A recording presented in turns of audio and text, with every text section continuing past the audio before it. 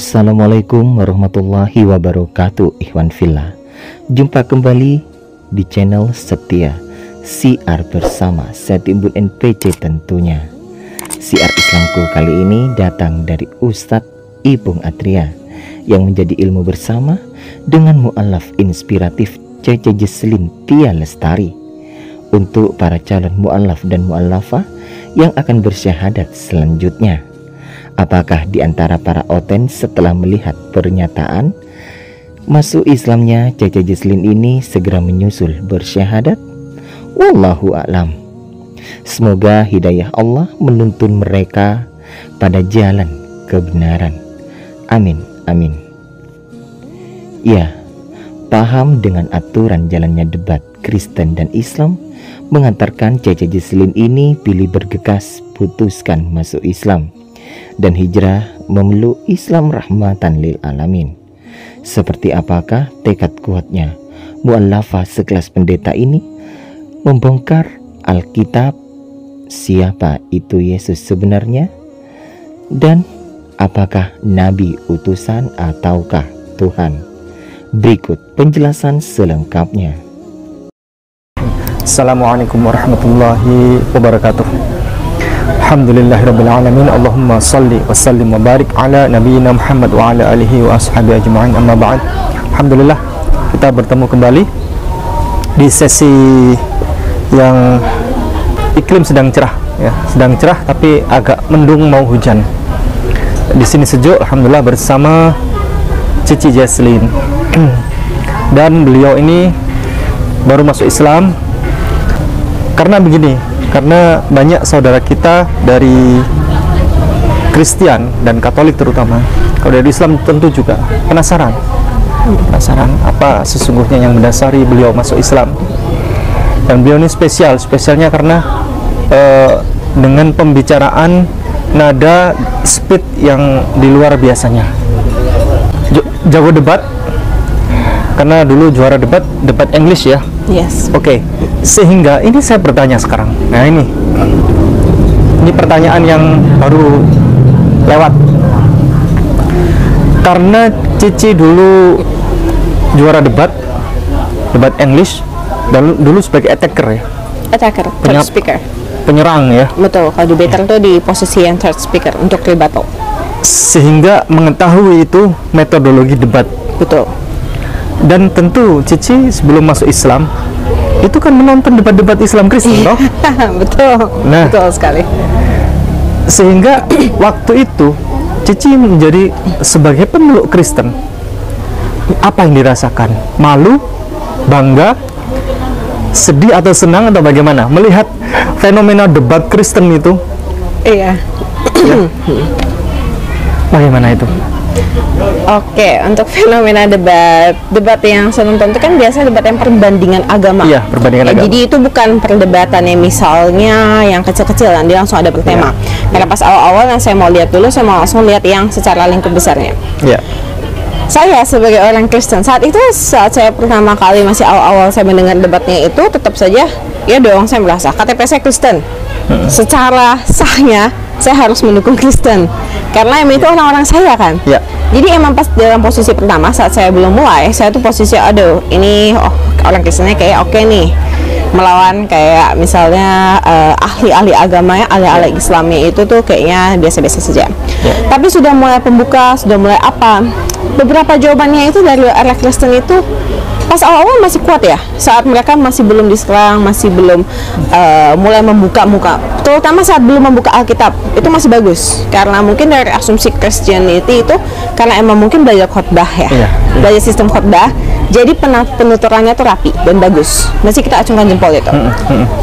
Tapi saat sudah mulai masuk ke namanya data, jadi kan begini, kalau yang namanya kita debat itu kita tuh harus membasekan kepada data. Ketika kita nih teknik debat tuh saat kalau kita tidak bisa membasekan kepada data, asumsi kita akan langsung bisa dipotong sekaligus jika kita menemui lawan yang mengetahui oh kamu tuh nggak punya dasar.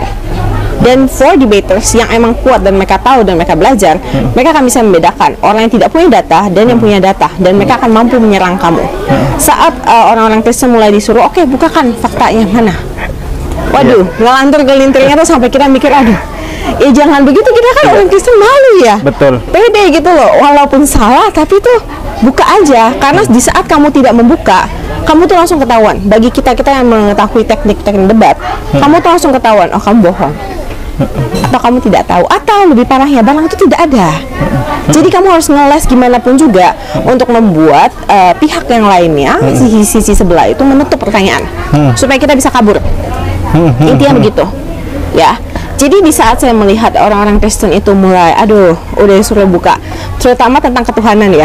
Nih, saat kalau sudah diserang tentang ketuhanan, jadi Yesus sebenarnya Tuhan atau Nabi? Karena mereka jawab, kalau mereka masih kuat, masih awal-awal, oh kekeh, Tuhan. Oke Tuhan, mana ayatnya? Nah, mulai mereka menyindir.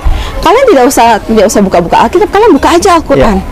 Kan? Tapi kan masalahnya di sini orang Islam itu tidak meminta dia buka Al-Quran. Orang Islam itu meminta dia tolong keluarkan ayat yang ada di Alkitabmu yang menyatakan bahwa Yesus adalah Tuhan. Kami tidak bermaksud untuk menyindir atau apapun. Itu kan Alkitabmu. Kenapa kamu malu membacanya? Betul. Katanya kan kita kristologi. Kita kan, nah, as a debaters, begini, kalau kalian sudah berani debat, kalian tuh harus datang with weaponry gitu loh. Weaponry kalian masih cukup.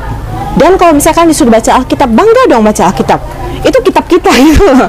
Kalau sampai itu aja kamu nggak berani buka untuk menunjukkan ayatnya, malu kita yang pihak Kristen. Malu banget ya. Bahkan kayak saya saat beberapa pertanyaan ditanyain aja, saya dalam hati itu saya udah menjawab sendiri. Kalaupun kamu nggak bisa jawab, ngeles dengan baik, ngeleslah dengan teknik. Ada teknik yang bisa menjawab jawaban itu, tapi nggak bisa dilakukan. Yang mereka lakukan apa? Yang mereka lakukan langsung emosi ya, terpancing emosi. Nah, pertama terpancing emosi, kedua mulai menjelekkan. Malahan mereka harusnya kamu menjawab pertanyaan, malahan kamu lempar balik langsung pertanyaannya tanpa dijawab, atau kamu langsung memalukan, seakan di saat kamu melakukan hal itu, the only person that you're making faults with is yourself gitu loh. Kamu tuh mempermalukan dirimu sendiri. Kamu ketahuan kamu tidak tahu dan tidak siap. Nah, disitulah saya mulai pelan-pelan nih. Saya dari pertama saya masih tetap, pasti Kristen tuh pasti menang.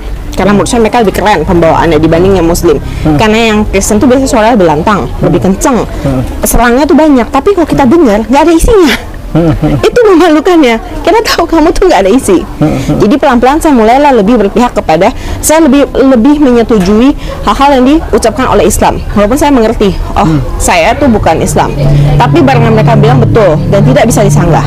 Karena mereka tidak hanya membawa data Al-Quran, mereka juga membawa data-data lainnya, seperti data di hadis atau data di mana, dan bahkan mereka lebih mengetahui bagaimana kita dibanding kita. Jadi kan kita malu dong. Masa Kristen kita nggak bisa nih bukain Bible kita, sampai harus orang Islam itu yang harus memegang Alkitab kita, membukakannya, mencarinya, bahkan memvalidasi. Oh, misalnya Alkitab ini, ayat ini itu berasal dari footnote atau berasal dari memang ada kutipan aslinya. Emang ada kutipan di buku yang bukan dalam bahasa Indonesia atau dalam bahasa Inggris ya, memang dari bahasa asalnya, dari bahasa Alkitab yang kitabnya sampai sekarang sangat jarang ada yang bisa kasih tahu mana sumber Alkitab itu. Ini kan terjemahan ya. Kan emang saat kita diturunkan, saat Alkitab ini diturunkan, ini kan tidak dalam bahasa Indonesia. Pasti dong Indonesia, maksudnya negara kita aja berdiri kapan? Kitab ini kan sudah ratusan ribuan tahun kan. Mana sumbernya? Itu sangat tidak bisa dijawab. Kalau udah pertanyaan itu dilontarkan, waduh, kelas saya udah kepanasan tuh Kristen, kelas saya mau kabur ya. Soalnya juga kalau saya jadi mereka, saya juga nggak tahu, seumur hidup saya juga tidak diberitahu Alkitab tuh mana bentuk versi aslinya, mana bentuk yang kitab yang benar-benar di ancient kitabnya itu di mana. Nah, barulah saya itu posisinya, saya bukan orang yang mensupport Islam di awalnya. Karena bagi saya itu either 0 or 100. Jadi antara kamu di pihak A atau kamu di pihak B. Walaupun saya di pihak Kristen, walaupun mereka salah, saya tetap merasa saya Kristen. Saya tetap membela mereka. Tapi pada akhirnya, kalau emang pihak kita tuh bilangnya salah, memalukan dan lain-lain, kita akan give up. Give up bukan karena kamu tuh sudah kamu benci dengan itu mau untuk apa, bukan. Give up karena memang kita salah. Jadi gini, kalau kita memang sudah salah, ngaku aja, ngaku dan perbaiki, dibanding kita ngeles dan memaksa. Nah, dari situlah saya mulai menerima ajaran-ajaran Islam itu yang benar. Karena mereka datang dengan memberikan data, mereka datang dengan memberikan penjelasan, setiap hal itu ada jawabannya. Bahkan ketuhanan kita tuh dijelaskan sampai sedetail mungkin. Nah, di situ tuh saya paling terhentak. Karena saya baru sadar, saya aja Tuhan saya nggak tahu siapa. Di Kristen saya nggak tahu. Waktu yang itu, mana? Iya. Waktu itu. Yesus, Allah, atau Roh Kudus. Kan Allah Bapa, Yesus Kristus dan Roh Kudus. Barulah di situ saya benar-benar ngerasa, oh, saya salah. Tapi saya nggak mau ngotot. Ya udah, saya terima saya salah. Begitu. Ya, ini Cici, saya pernah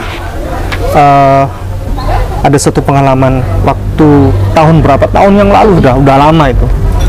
Waktu itu saya jadi moderator dalam debat Islam Kristen, dan penonton tidak bisa melihat. Hanya saya yang bisa melihat karena saya berdiri di samping narasumber Kristen, seorang pendeta waktu itu. Baik. Pendeta itu, si narasumber Islam meminta agar tolong Pak Pendeta buka Markus pasal 16 ayat 17-18. Baik. Pak Pendeta waktu itu nggak mau buka. Ya. Itu buka kitab Anda itu. Betul. Tapi penonton tidak ada yang bisa melihat. Hanya saya, demi Allah, saya melihat dengan mata kepala saya sendiri. Saya kasihan. Karena apa? Sang pendeta itu bergetar begini tangannya di bawah meja begitu. Dia mau membuka Alkitab itu, tangannya bergetar ini. Hanya saya yang bisa melihat waktu itu. Saya merasa kasihan. Ya. Dia disuruh membaca ayat yang itu kontroversi. Iya, betul. Tanda-tanda ini akan menyertai orang-orang yang percaya. Mereka akan mengusir setan-setan demi namaku. Mereka akan berbicara dalam bahasa-bahasa yang baru bagi mereka. Mereka akan memegang ular, dan sekalipun mereka minum racun maut, mereka tidak akan mendapatkan celaka. Mereka akan meletakkan tangannya atas orang-orang sakit, dan orang itu akan sembuh. Ini Markus pasal 16 ayatnya 17-18. Pak Pendeta waktu itu membaca ayat ini dengan tergopoh-gopoh. Kenapa?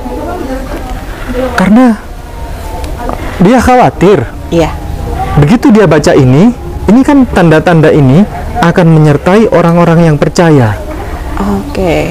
Satu, mereka akan mengusir setan-setan demi namaku. Oke.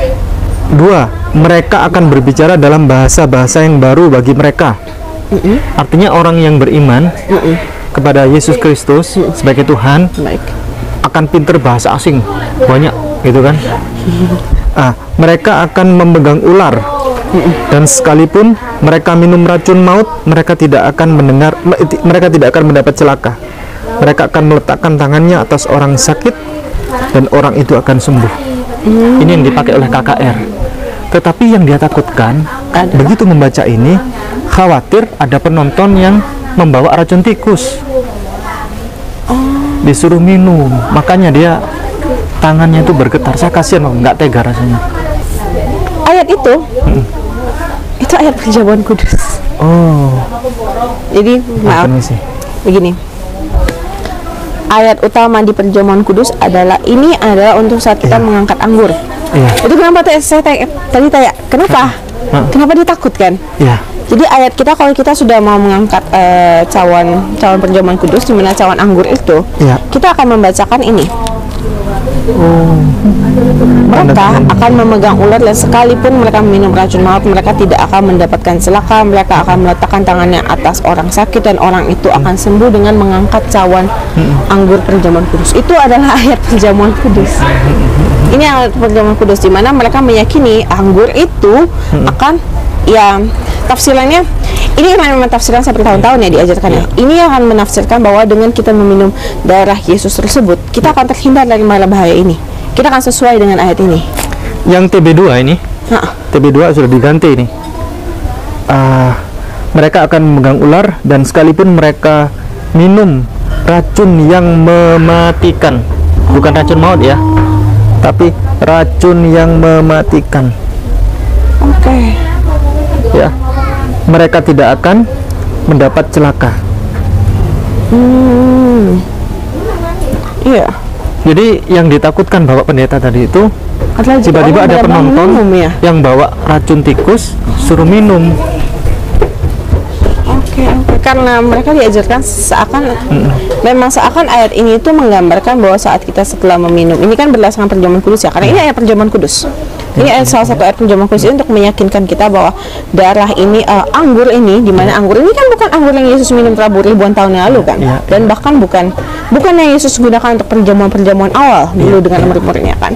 Jadi kita ini ingin, istilahnya kita ingin mengubah anggur yang sudah anggur modern ini menjadi sesuatu yang mempunyai arti yang sama dengan anggur perjamuan Tuhan itu. Itu kenapa kita harus membaca ayat ini, supaya membuat orang yakin. Jadi meyakini bahwa dengan kita meminum ini, kita akan bisa, kita terhindar dari segala mara bahaya, terhindar dari segala celaka, kita bisa menyembuhkan orang sakit. Itu pertanyaan saya, Cici, ayat ini aplikatif nggak? Tidak ya? Tidak, malah berbahaya. Menurut saya itu berbahaya. Karena begini ya, di perjanjian lama sendiri, di hukum Taurat kita dilarang untuk menyembah berhala, betul? Iya. Tertulis di Alkitab kita. Iya. Itu adalah perintah Tuhan. Iya. Karena diturunkan sendiri. Iya. Berbentuk batu. Iya. 10 perintah Allah. Iya. Dilarang menyembah berhala. Iya. Coba kita tafsir sendiri. Tafsir sendiri mungkin berbahaya ya. Nih. Iya. Apa arti menyembah berhala? Menyembah suatu barang yang belum ditentukan kan keabsahannya atau kemutlakannya, apa itu? Saat kita mengangkat di dalam sebuah perjamuan, kegiatan ibadah gereja itu kan ibadah yang suci, sakral, betul? Ibadah yang sakral. Habis itu sudah diberikan nyanyian pujian penyembahan kepada Tuhan, sudah diberikan khotbah di mana kita memberitakan Injil Tuhan. Setelah itu diberikan yang namanya perjamuan kudus. Oke, boleh digarisbawahi. Perjamuan kudus itu sendiri dari namanya berarti itu sangat sakral. Kan? Suci. Suci, betul, suci. Dengan suci itu kita mengangkat, kita itu karena kita mengikuti ajaran-ajaran tradisi sebelumnya, di mana ada perjamuan kudus. Tapi di saat kita mengikuti perjamuan kudus itu, di saat kita mengangkat anggur tersebut, anggur itu barang mati, betul, buatan manusia, betul, dan bisa diutak-atik, betul, betul. Itu bukan anggur yang memang disakralkan, diapakan, disucikan atau apa, bukan, betul. Itu yang anggur biasa dituang. Saat kita mengangkatnya, kita mendoakan, kita put our faith, kita mengimani, barang ini bisa melindungi berdasarkan dengan ayat. Karena kita membaca dengan ayat-ayat dari Alkitab, kita pegang, kita baca, kita imani, kita doakan, kita seriuskan, barang ini otomatis kita akan percaya. Kita akan percaya anggur ini bisa sembuhin saya. Di saat kita percaya, yang kamu percaya itu Tuhan atau anggur? Nah, itu berbahaya nih. Karena tipis loh perbedaannya. Kamu sudah mengangkat sebuah anggur, yang kamu percaya itu adalah darah Yesus. Di saat kamu percaya itu darah Yesus saja, itu pertanyaan besarnya, ini bukan darah Yesus. Ini bukan darah Yesus. Dan kenapa kita harus jadi minum darah Yesus untuk melakukan itu? Kan istilah untuk menebus dosa. Sebenarnya itu untuk penebusan dosanya kita, dan juga melindungi kita.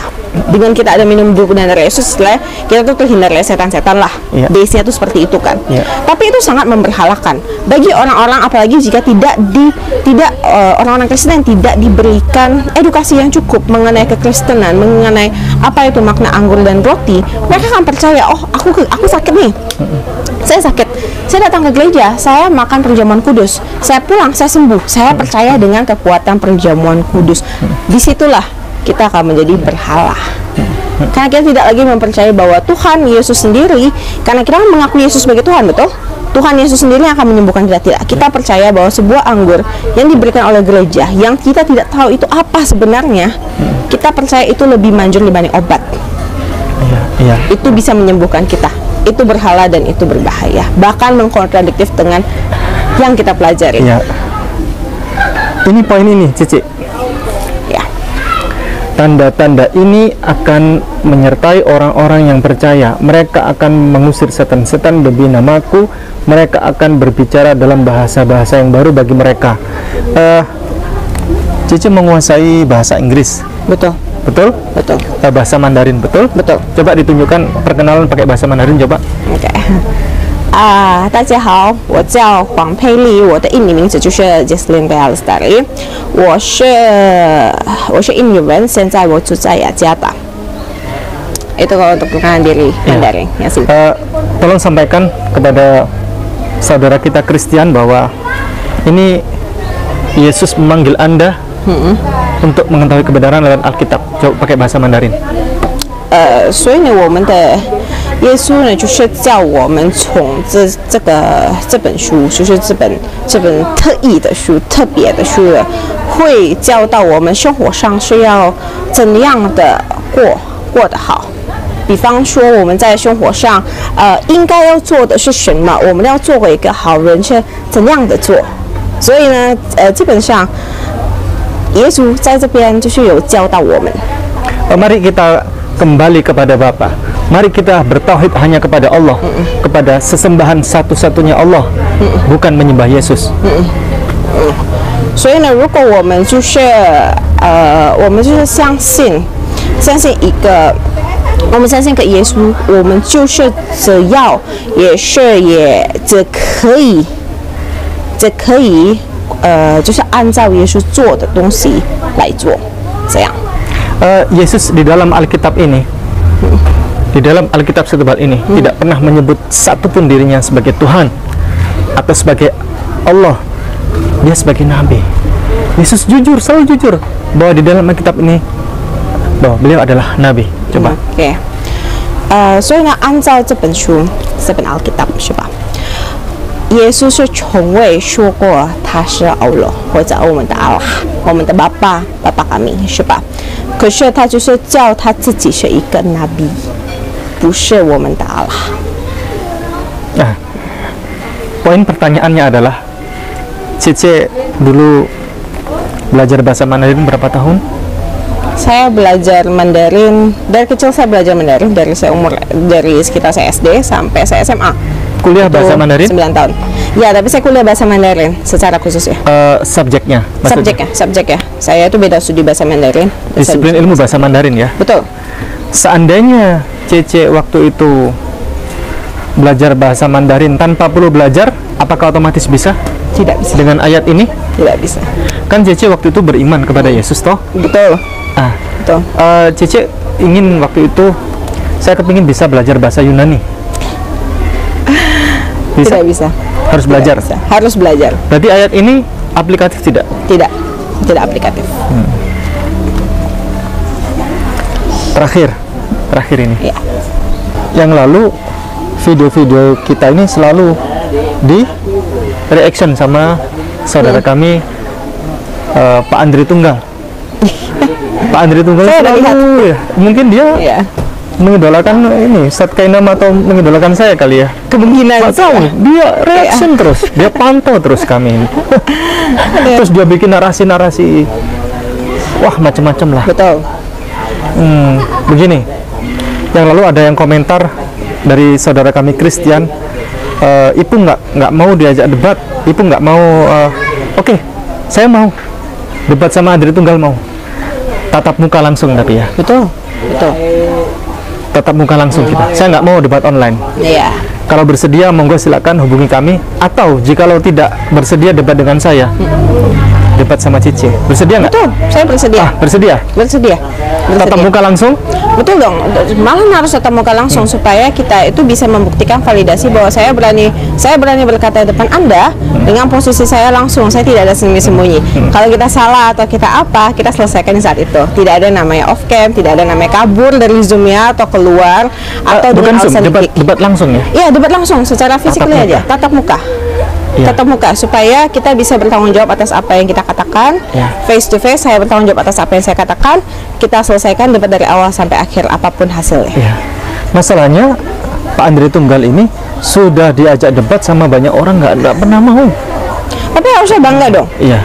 Dengan kita berdebat seperti itu sebenarnya kita memberitahukan kebenaran. Dan dengan kita mampu berdebat atau seperti begini ya. Jika kita orang Kristen, menurut saya jika memang kita mempunyai kemampuan seperti Pak Andre, jika memang berkemampuan yang tinggi atau apa, harus ditunjukkan. Karena itu adalah bentuk kita melayani, kita itu kepercayaan kita. Itu adalah bentuk keimanan kita. Kita berani merepresentasikan kita punya agama dong. Kita kalau ada perusahaan juga, kalau kita tahu itu benar dan bagus, harus kita berani representasikan. Saya juga memilih dengan betul. Saat ini saya berubah, saya mualaf, saya berganti menjadi Islam. Saya berani menyatakan dan saya tahu alasan-alasannya. Dan saya berani menjadi laskar untuk representatif untuk sebagai Islam karena saya bangga dan saya tahu itu benar, dan itu juga yang harus dilakukan dari Pak Andre. Jika memang ingin melakukan perbandingan agama, harus kita lakukan dengan formal supaya bisa kita pertanggungjawabkan dengan baik. Ini ada tantangan dari Cice Jaslin. Ini masih baru mualaf ini. Betul. Masih Jadi benih jagung. Betul, jadi kemampuan saya terhadap Islam tuh lebih kurang dibanding kemampuan saya terhadap Kristen. Jadi kita masih saudara, dekat. Kalau mau berkenan, silakan hubungi nomor kami 08233 121 6100. Cici Jesslyn siap? Siap. Tinggal jawabannya aja. Nanti di kolom komentar atau kolom komentar Pak Andri Tunggal bisa menjawab. Betul. Kalau Anda tidak berani, ya berarti kesimpulannya apa? Tidak bertanggung jawab. Tidak bertanggung jawab. Betul. Oke, baik demikian. Terima kasih, barakallahu fikum. Jazakumullah khairan katsira. Assalamualaikum warahmatullahi wabarakatuh. Subhanallah. Begitu dapat hidayah, yakin dan mantapnya hijrah Cece Jesslyn ini dalam Islam, siap berjuang untuk membentangkan dakwahnya di jalan Allah Subhanahu wa Ta'ala. Semoga semakin istiqomah dan menjadi ibrah bersama dalam mensyiarkan ukhuwah Islamiyah. Amin amin ya rabbal alamin. Wassalamualaikum warahmatullahi wabarakatuh.